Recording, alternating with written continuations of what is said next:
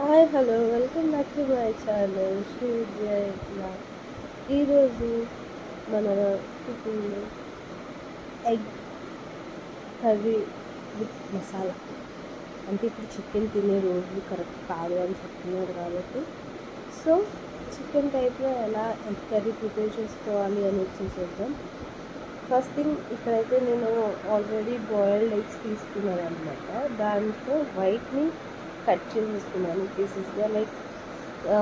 So ఎందుకంటే ఆ white అనేది నాకు పీస్గా ఉంటే కొంచెం చికెన్ తిన్న ఫీల్ వస్తుంది దానికోసం అని చెప్పేసి చికెన్ని అలా కట్ చేసుకుంటాం కదా పీసెస్గా అలా అన్నమాట. సో కట్ చేసుకొని ఆయిల్లోని పక్కన పెట్టేసాను అనమాట. అండ్ ఆనియన్స్ చిన్న చిన్న పీసెస్గా కట్ చేసుకున్నాను అనమాట. అంటే ఇట్స్ లైక్ ఫ్రై టైప్లోకి. అండ్ గ్రీన్ చిల్లీ ఒక 3-4, అంతకంటే నేను ఎక్కువ యూజ్ చేయను చిల్లీ కానీ పౌడర్స్ ఆర్ వాట్ ఎవర్. నేను ఎక్కువ పౌడర్స్ వేయడానికి కూడా ఇష్టపడను, వాట్ ఎవర్. అండ్ అన్నిటినీ పోపులాగా చేసేసుకొని దాన్ని ఒక 5 to 10 minutes ఫ్రై చేసుకున్నాను. Not deep fry, just fry అన్నమాట.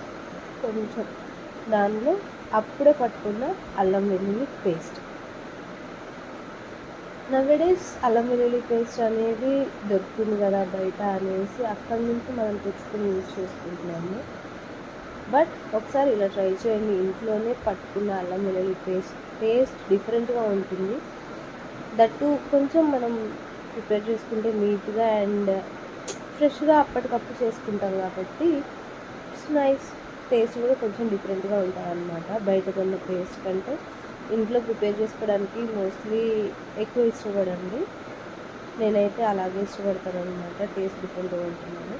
దానిలోకి ఒక 4 to 5 టమాటోస్ని చిన్న చిన్న పీసెస్గా కట్ చేసుకున్నాను.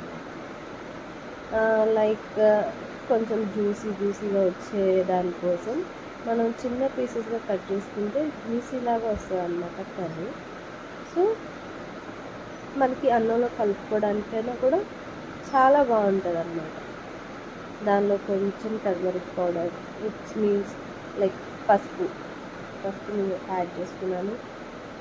అండ్ మళ్ళా కొంచెం ధనియా పౌడర్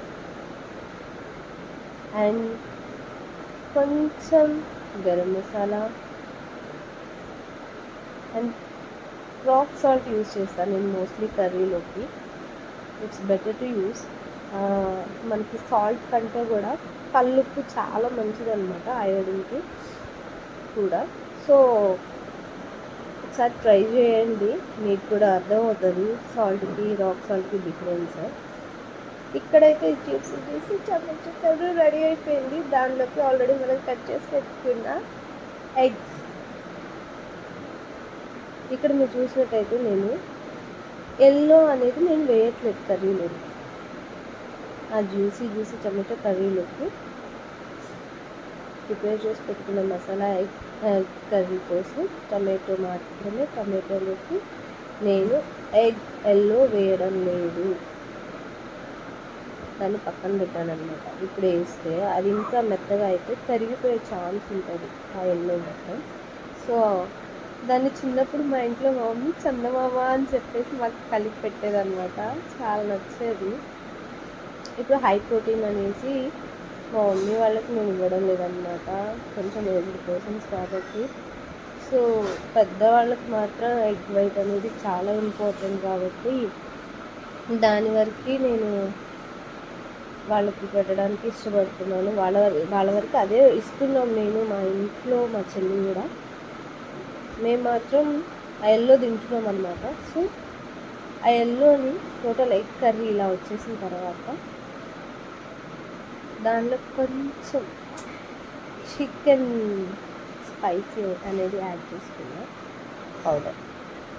ఆ తర్వాత మాత్రం ఆ ఎల్లోస్ని జస్ట్ ఒక 5 to 10 minutes ముందు స్టవ్ ఆఫ్ చేస్తామన్న ముందు వేసేసాను అనమాట, హై బాయిల్డ్ అవ్వకుండా. మన ఎగ్ మసాలా కర్రీ రెడీ అయిపోయింది. సో ఇక్కడ గార్నిష్ కోసం కొత్తిమీర కరివేపాకు 2 వేసేసుకున్నాను. ఫైనల్లీ ఇలా అయితే వచ్చేసింది నా కర్రీ. చూడ్డానికైతే జ్యూసీగా యమ్మీగా ఉంది. టేస్ట్ కూడా ఎక్సలెంట్గా ఉంది. ఒకసారి ట్రై చేయండి మీరు కూడా. నచ్చితే like, share, subscribe my channel. Thank you guys.